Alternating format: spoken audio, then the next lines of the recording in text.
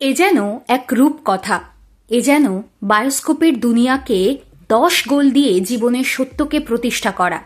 রোজকার জীবনে এমন অনেক কিছুই ঘটে যা জীবনে তেমন প্রভাব ফেলে না, আলোড়ন তোলে না। দৈনন্দিন এমন অনেক মানুষের আনাগোনা থাকে যাকে মনে রাখার কোনো কারণ নেই। আবার এমন কিছু মানুষ কখনো সখনো উঁকি দিয়ে যান যারা চিরকাল থেকে যান মনের মণিকোঠায়। ছোট ছোট ঘটনা স্মৃতির আর্কাইভে ঝলমলে অভিজ্ঞতা হয়ে থেকে যায় চিরকাল। তেমনি এক চরিত্র অপর্ণা দেবী, যার হাত ধরে এক আশ্চর্য ঘটনার সাক্ষী হয়ে থাকলো হাবড়ার 1 নম্বর ব্লকের সিপিআইএম এর কর্মী সমর্থকরা। আজ সিপিআইএম এর পশ্চিমবঙ্গের বিধানসভার আসন সংখ্যার নিরিখে 0, কিন্তু তা দিয়ে কি সব হিসেব কষা যায়? যদি লড়াইয়ের ময়দানে লাল ঝান্ডার আশ্রয়ে জীবন সমর্পণের কথা ওঠে, তাহলে অপর্ণা দেবী আলোচনায় আসবেন, আসতেই হবে। কারণ এই ঘটনা যে 100-তে 100 পাওয়ার মতো, অসীম শূন্যতাতে আলোর ঝলক, অন্ধকারেও স্বপ্ন দেখানোর মতো। কেন এমন কথা বলা হচ্ছে জানেন?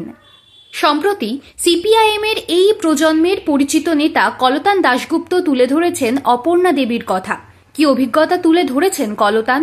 হুবহু তুলে ধরা হলো।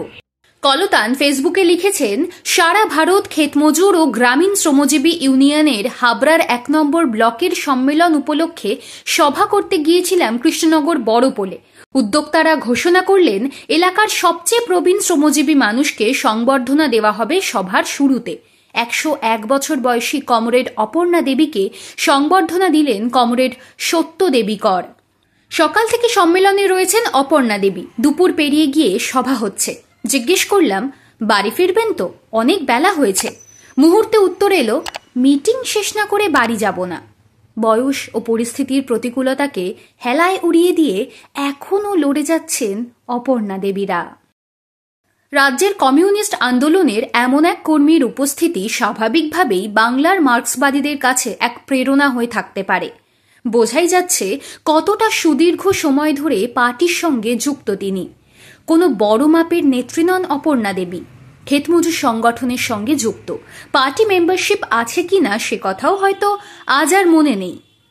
তবে সদস্যপদ থাকুক না থাকুক, অপর্ণা দেবীর মতো কর্মীরাই বাংলার বুকে বামপন্থার সেরা বিজ্ঞাপন বলে মনে করেন কমিউনিস্টরা। বয়সের কথা ধরলে তার ভবিষ্যতে বিশাল কিছু চাওয়া পাওয়ার থাকার কথা নয়, কিন্তু আজ 100 বছর পেরিয়েও লাল ঝান্ডা ধরে রাখার ব্রত থেকে বিচ্যুত হন না তিনি। এ যেন এক অদ্ভুত সমাপতনের তত্ত্ব। শূন্যের গেরোয় আটকে থাকা এক রাজনৈতিক দলের সমর্থনে 100 বছর পেরিয়ে যাওয়া এক বৃদ্ধার সদর্প বিচরণ। সেজন্যই বোধহয় কমিউনিস্টরা শূন্য তত্ত্বে গুরুত্ব দেন না। তাঁরা বিশ্বাস করেন কাজে, লড়াইয়ে। জীবনের শত বসন্ত পার করা অপর্ণা দেবী কমিউনিস্ট আন্দোলনের সেই বিশ্বাসেই উজ্জ্বল হয়ে আছেন, হয়তো থাকবেনও। প্রবীণদের অনেকেই এখন অবসরে, কিন্তু এ কথা বলা যাবে না দীর্ঘ লড়াইয়ের পর তাঁরা ছুটি নিয়েছেন।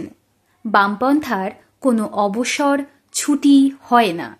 101 বছরের অপর্ণা দেবী দেখিয়ে গেলেন, শিখিয়ে গেলেন কলতান দাশগুপ্তদের মতো তরুণ প্রজন্মকে, প্রত্যাবর্তনের স্বপ্ন পূরণ করতে পারে শুধু লাল ঝান্ডা।